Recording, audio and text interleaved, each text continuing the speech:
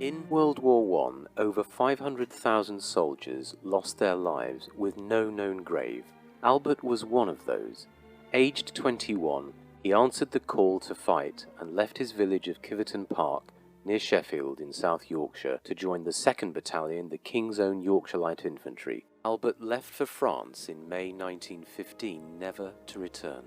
This war walk is a tribute to Albert's sacrifice, whilst raising funds for the service's mental welfare charity, Combat Stress. The idea now is to turn this modern-looking soldier, that's me in my current Yorkshire Regiment attire, into somebody who would look just like Albert Lamb in terms of the same kit, and that's me in the replica kit, ready to start my march.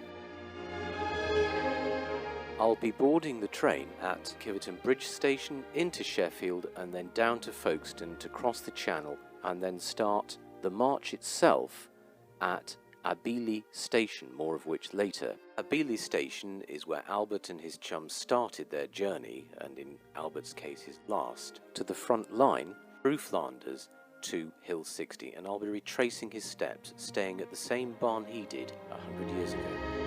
I was honoured with the presence of Councillor Middleton, the Deputy Mayor of Rotherham, who kindly took time out from his busy schedule to see me off. Here we see Councillor Middleton and myself and the Combat Stress bucket in front of St John's Rooms, where Albert set off from his journey 100 years previously. I was seen off by Albert's surviving descendants as I made my way from St John's Rooms down towards the station, carrying my bucket as I went. The weather was very kind, as you can see, and here we are at Kiveton Bridge Station, because that hadn't been built when Albert went off to war. In fact, Albert and his chums left from Kiveton Park Station 2 miles down the road. And here I am, waving goodbye as he would have done on the train towards Sheffield Station. It's thanks to Midlands Rail, who allowed me to collect funds for Combat Stress on my journey from Sheffield to London. I collected over £300 from passengers just as the ones that you can see here. They had a great time watching me go through the carriages and collecting as I went, including a fully garbed imam who gave very generously indeed. I couldn't have done this without support of Tony and John, my support party from Folkestone all the way to Hill 60. This is a picture of Abeele Station where Albert and his chums set off from in May 1915. Most of the station has now gone apart from the building on the left, and you'll see me now kitting up ready to step off. Right, if you want to hold that and just hold it's running. Okay, so I need to undo these. Yes.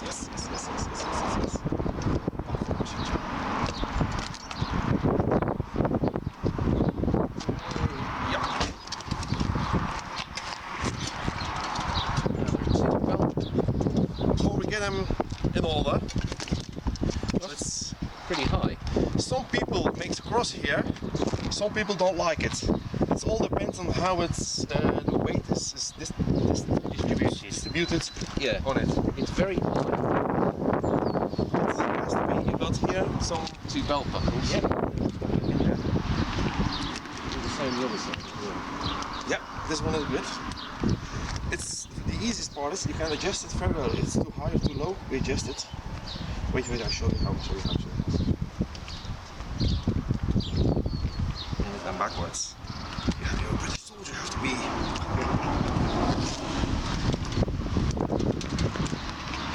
For the first time, mate, it's on my size, so for yours it's a little bit too big.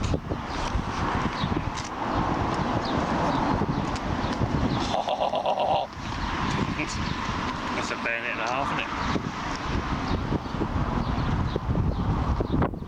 That's probably enough now, actually, John. Is that better from height? Yeah. Now, putting on all of this kit really does require some help, especially that top button.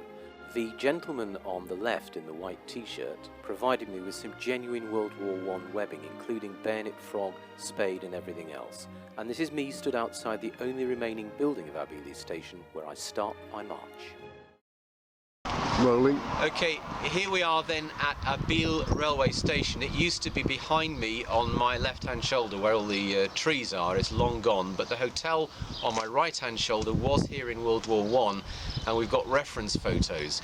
It's too dangerous for me to walk along the main road from Abil to Popperinge because that road was actually the railway track. So I've got to go down a lane, but I'm still going in the direction of Popperinge, and from there I'll be going from there to Vlamertinge, which is where the regiment made its first stop.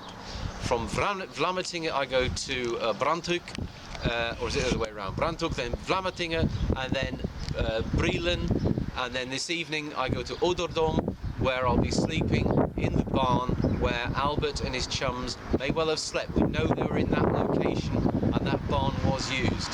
So that's all for the moment. I'll see you in a bit, and I'll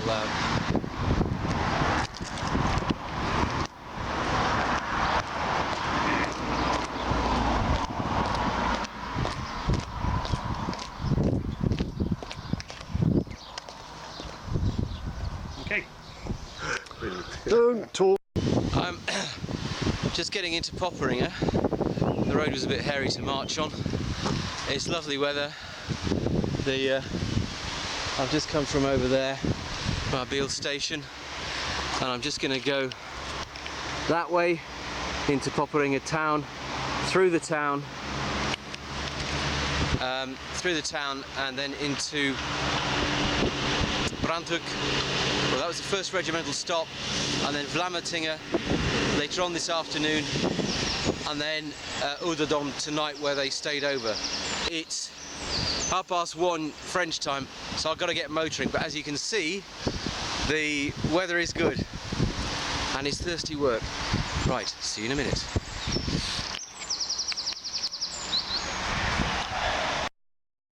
I took a detour from the regimental route to visit Talbot House, or Tockage House, in Popperinge. Albert didn't stay here, but those who were lucky enough to do so got 12 or 24 hours respite from the carnage and death and destruction that Albert himself was now about to face. We've taken a slight detour into Talbot House, Tockage House sometimes known, and it's where the boys used to come and just have a rest. That piano I've seen being played by a lady when I was here in 1992. She was very old, white-haired, and she used to play it when she was a young girl of 8 years old, when the boys used to come and stay. And they could stay for a night a bit, and then there's a garden out there where they could relax a bit. It's changed, been modernised a bit, but principally it's the same. The kitchen through there, the wardens, and everywhere you look there is a picture or something of what it used to be like. Now, so I'm a bit sweaty. I thought a welcome cup of tea provided by the wardens. Albert didn't stay here because Talbot House didn't get going until late 1915, something like that. So Albert was long missing by then. But my two support party here, Tony and John, they haven't been here, so we're just stopping here for a bit. Give my feet a bit of a rest. I've just sort of dumped my kit down. I've got my rifle now. So I'm in sort of full marching order, so half an hour here, welcome cup of tea, and then back on the road. I'm standing here in the same position that soldiers stood 100 years before me, having their photograph taken just as I'm doing now. They could come here for a cup of tea and a rest, and I took a rest outside in the garden of Talbot House, just as so many other soldiers did before me a century ago in that peaceful Talbot House garden. And here's me signing the visitor's book, wearing all the kit that Albert would have been marching in. Halfway through the march, the next video now shows Hagel Dump, which was the regimental stop.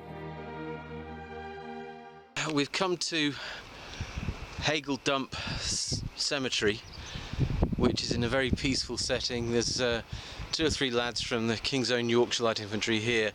Over my left shoulder are the woods to the northwest of Vlamertinge, where 2nd Battalion stayed for 3 nights. So I'm going to pass through those woods and then go on to Brielen, where the lads stayed again. They actually were in the firing line there, and then pushing down from Breland to Ouderdom to overnight. The boots, well, what can you say? But I do feel a bit more like the part with the old bunduk and everything. So we're going to go into those woods, take a couple of photographs because that's where Albert will have passed through, if there's anything suitable, and then push on from there. And for some, they didn't push on from here. I'm not going in because it's not right that I am dressed in replica uniform. It's just not right, so I'm not doing it, but it is a beautiful setting.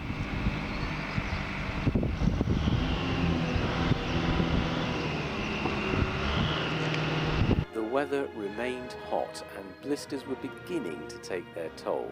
I had to just have a rest in the back of the support vehicle car and literally put my feet up for a bit. Sorry about this, but it's hard work. And here is me setting off again round the corner, and the next video shows the actual route of the march. Okay, I started here where my thumb is at Abili, and then went I can't show you this, can I? Went along here into Popperinger, Tock H House, along we're at Hagel Dump Cemetery, and Albert and his lads stayed in these woods here, and then they went further into these woods and then in the firing line at Breland, and that's what I'm hoping to do today. And then it's down all the way to Ouderdom, where I'm bivvying in the same barn as Albert and his boys did, or certainly in that farmstead. And then tomorrow it's a 10-mile hike across to Hill 60. So that's it just for now. This is what was known as Dirty Bucket Camp, and Albert and the 2nd Battalion rested here for a night or two, and I'm sure there would have been less vegetation. Let me just get my piece of paper out.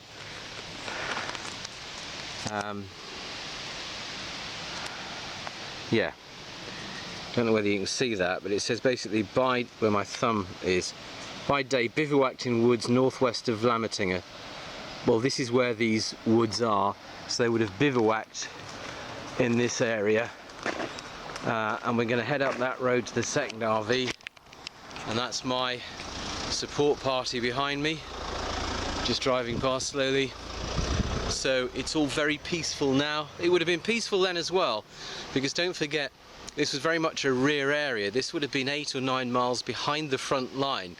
So they would have come here to replen, resupply, top up on their rations, get a clean pair of socks or something like that, and any further quartermaster replenishment before then doing what they did, which was at night move from here to Breland into a firing line.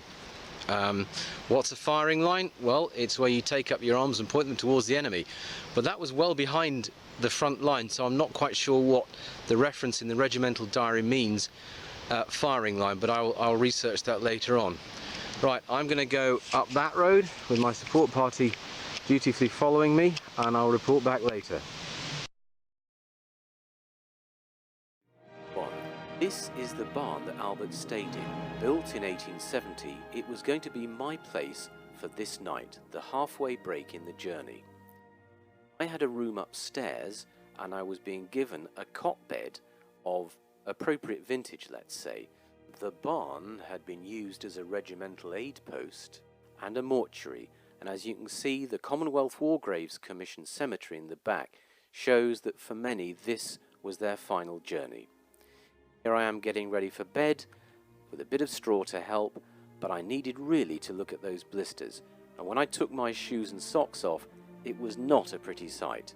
So thankfully Jan and his wife knew a local pharmacist who opened her shop. It was 11 o'clock at night by now, and I managed to get some dressing done. This picture shows the inside of the barn, which would have been 50 or so years old when Albert slept in it. You can see many of the roof beams there, and they have some soldiers' etchings on them. Dawn came at about 4 o'clock, and to say the atmosphere was spooky really is an understatement, and I was a very happy chap when the cock started to crow at 4:15 in the morning and I started up the road to Zillebeke on my final part of the journey. Here's me marching up, or rather shuffling up because my blisters really were killing me, up the last stage to Hill 60, as the following part of the video explains. We're coming, it's Sunday morning now, it's drizzly. I'm marching, well, shambling with the blisters from Zillebeke up the hill towards Hill 60, having set off from Ouderdom earlier on this morning. Blisters are killing me, but they'd have been killing Albert and the lads as well. That's how it was. Sleeping in the barn last night, I got about 2 hours sleep all told. 10 minutes here, there, 20 minutes. Used to be a hospital, used to be a mortuary. It was a benign atmosphere, has to be said. It was an interesting experience though. So I will do a bit more when we come to the final part of this pilgrimage memorial walk to Private Albert Lamb when we get up to Hill 60, which will be in about half an hour's time, I think. So more then.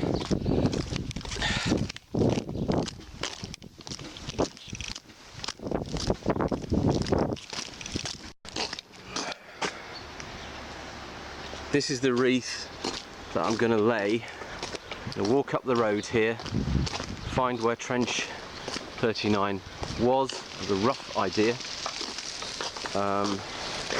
That's Hill 60 just over there. So I'm going to turn off and find it, and I'll take some pictures when I get there. It's only about 400 yards.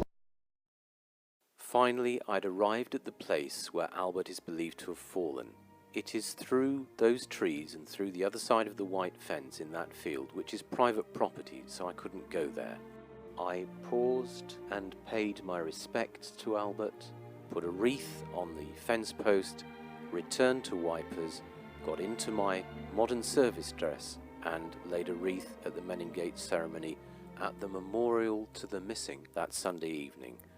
I will let the music and the stills and the video take you the rest of the way on this final journey of respect.